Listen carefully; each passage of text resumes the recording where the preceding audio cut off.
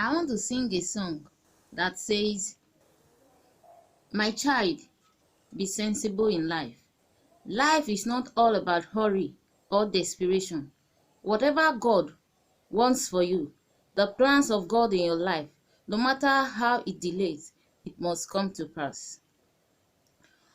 Ọmọ mẹ́rin lóró na àpọ́nà na èdèdè. Ìlòlò ya péyèrè àpọ́nà na èdèdè.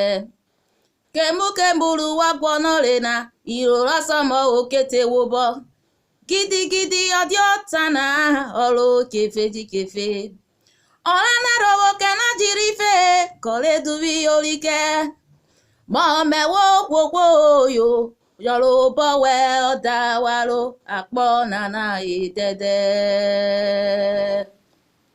Ọmọ mẹ́bi lòlò na àpọ̀ nànà ìdẹ́dẹ́.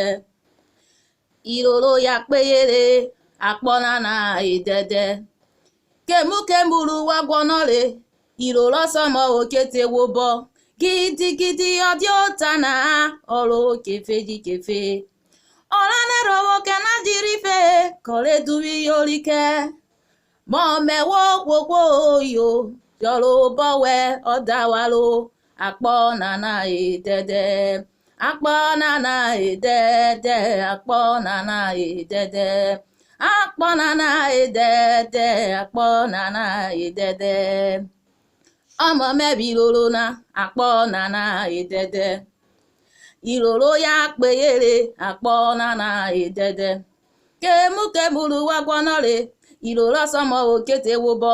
Gidigidi ọdị ọta na ọrụ kefejikefe. Ọ̀lànàrọ̀wọ̀ kẹ́nà jiri fe kọ̀lẹ́dùbí oríkẹ́. Mọ̀mẹ́wò kwokwo yo yọ̀rọ̀ bọ̀wẹ̀ ọ̀dà wàrò àpọ̀ nànà ìdẹ́dẹ́.